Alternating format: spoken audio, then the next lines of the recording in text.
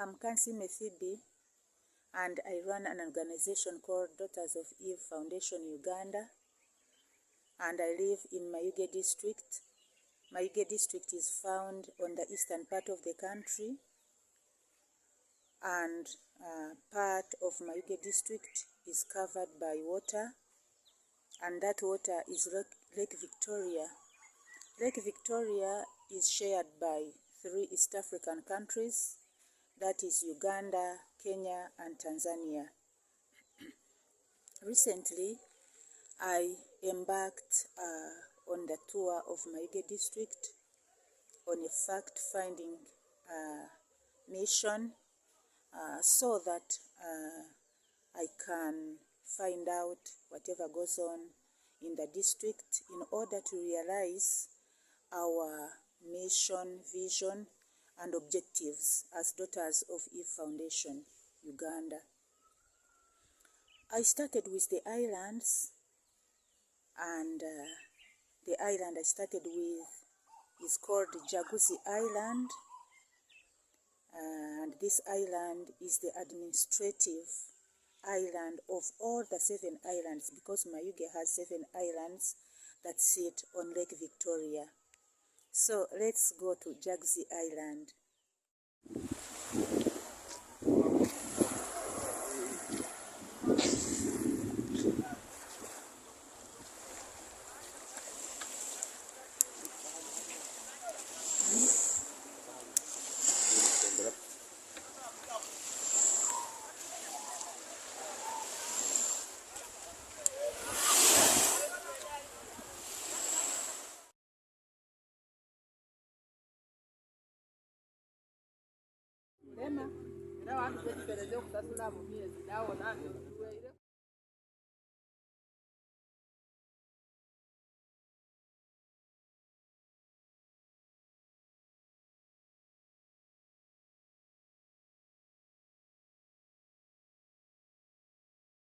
At Jaguzi Health Center 3, I found there this welcoming and hospitable midwife, and she took me around the hospital. The hospital is a small building, and it has 4 rooms. One room is a reception area. Another room is the dispensing area. Another room it acts both as a recovery room for the mothers who have given birth, and even people who come, they are very sick, they need to be admitted somehow. And this room has only 1 bed, 1 blanket, and 1 bed sheet. Then she took me to the labor ward. It is a small room with 2 beds, with no even space in between. There is very little space that even a midwife cannot turn around. There are supposed to be 2 midwives, but I found that one of the midwives is on a maternity leave, and here the maternity leave in Uganda takes 3 months. She told me that she attends to 40 to 50 women per antenatal care day. She does antenatal care 3 days in a week. And sometimes she's overwhelmed. When she's attending to the mothers, she's attending to antenatal care, then there comes even a mother or mothers who are in labor and need her attention. I found these challenges at the health center. They have no space,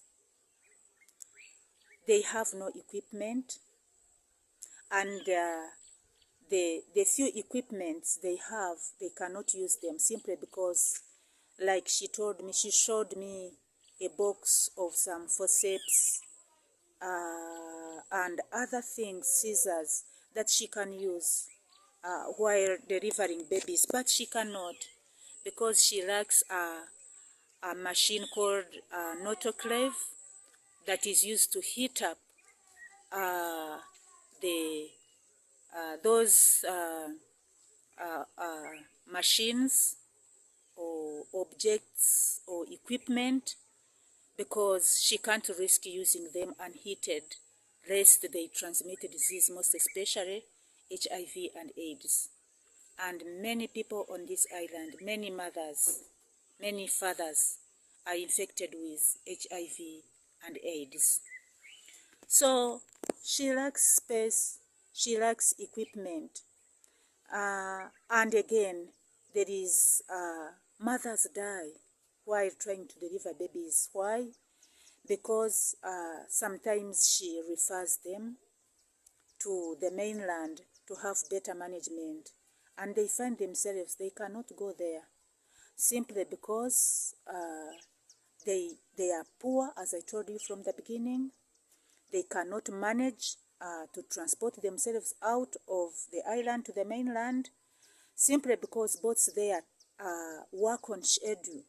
And look at a mother who comes late and the boat has left.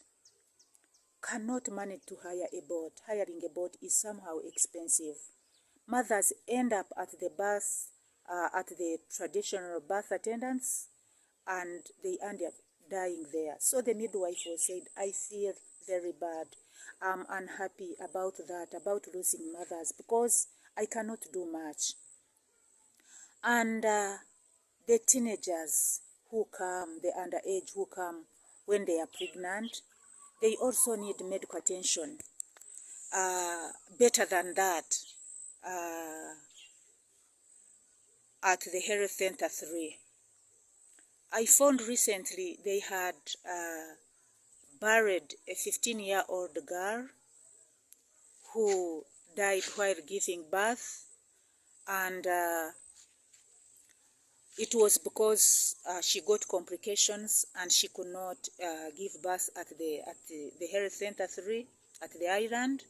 They referred her, but since the family could not afford taking her out, they resorted to taking her to the traditional birth attendants, and there she died, and the baby died. It was very bad. Many girls have dropped out of school because of teenage pregnancies, and I found out that most of the pregnancies these days came from the lockdown, or as far as COVID-19 is concerned. So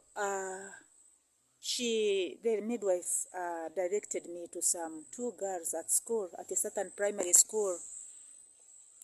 They are 15 years and they are in primary 7. For them, they are resilient. They decided to remain at school. They are twins from same mother, same father. They got pregnant during COVID-19 lockdown, and for them, they have decided to keep in school so that they can finish education. The teachers have helped them to support them, and the midwife nearby, whom I found at the Health Center 3. So there are these challenges. They need space, they need beds, they don't have blankets. Mothers come even without anything to hold their babies in after giving birth. Can you imagine there is no recovery room? Because she told me I found that she had recently helped 6 mothers to give birth. Can you imagine on 2 beds without a recovery room? It is too tough for her at the health center. And these mothers also need to be educated on healthy birth methods, because most of them are ignorant. So even they said if they can have a way out of how they can carry out outreaches to the communities for sensitization, for education, for treatment, so it would be good and it would be of a good service to the island. If they can have a medical or a standby boat on the lake to attend to the mothers, so that whenever they are referred, there is that boat ready for them to take them out to the mainland, so that they don't die when they are giving birth. There are many challenges there. Remember, this is on Rejaguzi Island, and there are other 6 islands that have not yet been visited that I will visit in the near future. So, I call upon well-wishers, people of good heart, to join hands with Daughters of Eve Foundation Uganda, so that we can save lives on the islands, so that we can educate them, so that we can sensitize them, so that we can educate them. I am Kansime Phoebe. Stay blessed.